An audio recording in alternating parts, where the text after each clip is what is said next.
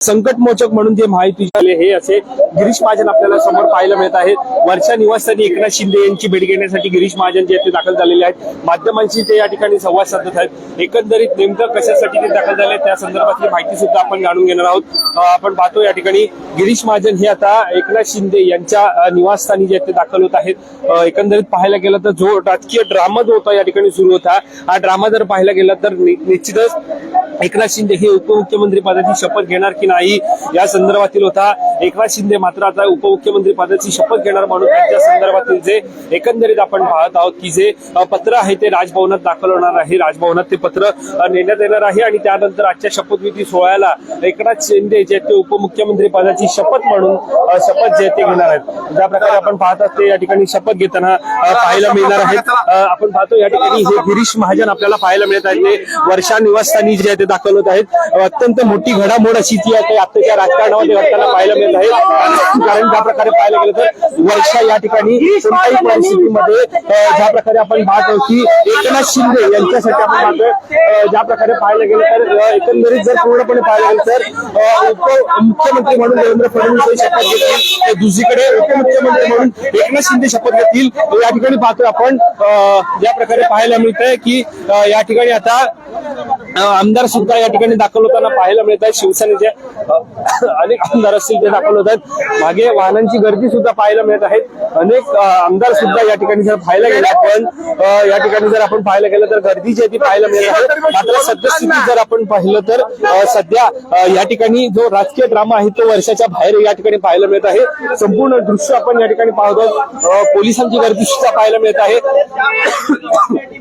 महायुतीच्या सरकारचे शिवसेनेचं जे ज्या प्रकारे आपण पाहत आहोत की ज्या प्रकारे आमदार होते त्यांनी एकनाथ शिंदे यांची मनधरणी करण्यामध्ये त्यांना कुठेतरी यश मिळालेलं आहे आणि त्यानुसार एकनाथ शिंदे हे आज उपमुख्यमंत्री पदाची म्हणून शपथ घेतील।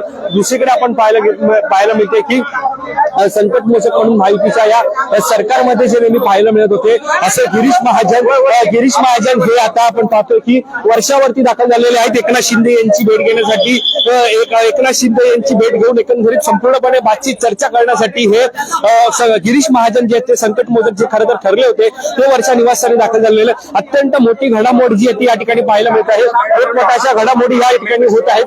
समोर जर पाहायला गेलं तर तिकडे वाहनांची गर्दी सुद्धा पाहायला मिळत आहे वर्षा निवासस्थानी। एकंदरीत मोठा राजकीय ड्रामा हा आपल्याला या ठिकाणी पाहायला मिळत आहे। सध्या वाजता आपण पाहायला गेलं तर 2:30 वाजता आहेत। पुढच्या 3 तासांमध्ये या ठिकाणी शपथविधीचा सोहळा जो तो अहमदनगरमध्ये पार पडणार आहे।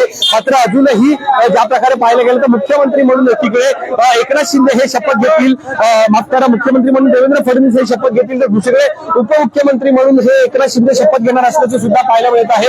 अत्यंत मोठी अशी अपडेट जी या ठिकाणी पाहायला मिळत आहे। शिवसेनेचं शिष्टमंडळ सुद्धा एकीकडे सागर बंगल्यावरती जे ते पोहोचलेलं आहे ते सुद्धा त्या ठिकाणी पोहोचून ज्या ती सागर बंगल्यावरती पोहोचलेलं आहे आणि ते या सागर बंगल्यावरती पोहोचून एकंदरीत देवेंद्र फडणवीस यांच्याशी बातचीत करणार आहेत। आज खरं तर पाहायला गेलं तर या शपथविधी सोहळ्याला प्रचंड मोठे नेते मंडळी जी ती दाखल होणार आहेत। पंतप्रधान असतील, केंद्रीय गृहमंत्री असतील, अमित शहा असतील, सोबतच आपण पाहतोय की पंतप्रधान नरेंद्र मोदी असतील हे सुद्धा दाखल होणार आहे। मात्र ज्या प्रकारे पाहायला गेलं की एकंदरीत संपूर्णपणे आता हा राजकीय ड्रामा जो होता आहे तो म्हणजे नेमकं उपमुख्यमंत्री पदाची शपथ असेल किंवा गृहमंत्री पद असेल, गृहमंत्री पद आता नेमकं कोणाकडे राहणार। कारण काल जर आपण पाहायला गेलं तर या शपथविधी सोहळा जो तो पार पडला। शपथविधी सोहळा एकीकडे पार पडत असताना ज्याच्यामध्ये महत्वपूर्ण असं होतं की पूर्णपणे आपण पाहिलं की शपथविधी या सोहळ्यामध्ये जर आपण पाहिलं ज्या प्रकारे 3च मंत्री शपथ घेणार असल्याचं समजतंय। याच्यामध्ये मुख्यमंत्री म्हणून देवेंद्र फडणवीस हे शपथ घेतील। अजितदादांनी मात्र त्यांचं वक्तव्य जे आहे ते कालच क्लिअर केलं होतं की कोणी घेऊ अथवा न घेऊ शपथ, मी तर शपथ घेणार असं सुद्धा अजित पवार यांनी कालच्या या पत्रकार परिषदेमध्ये म्हटलं होतं। मात्र आता सध्या पाहायला मिळत आहे की एकनाथ शिंदे नेमके शपथ घेणार की नाही तर त्याच्यावरती सुद्धा पडदा पडल्याचं पाहायला मिळत आहे। पूर्णपणे जर आपण पाहिलं तर एकनाथ शिंदे हे उपमुख्यमंत्री म्हणून राज्याच्या नव्या सरकारमध्ये शपथ घेणार असल्याचं समजत आहे। एकंदरीत आता राजभवनामध्ये पत्र गेलेलं आहे। सागर बंगल्यावरती ज्या प्रकारे शिवसेनेचं शिष्टमंडळ गेलेलं आहे त्यानुसार एकंदरीत काय चर्चा होते, काय तोडगा निघतो या सगळ्या गोष्टी पाहणं महत्त्वाचं ठरणार आहे। सध्या जर आपण पाहिलं तर वर्षावरती अनेक घडामोडी ज्या या ठिकाणी होताना पाहायला मिळत आहे।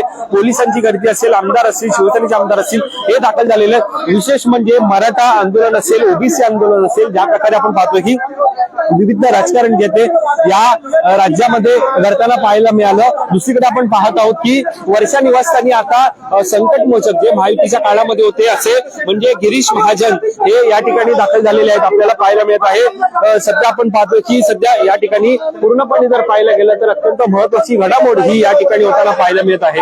या सगळ्यावरती आपलं लक्ष असणारच आहे। या संदर्भातील अधिक माहिती जाणून घेण्यासाठी तुम्ही माय महानगर.com लॉग इन करा। कॅमेरा पर्सन अवधूत स्टोरीसह मी वैभव पाटील, मुंबई।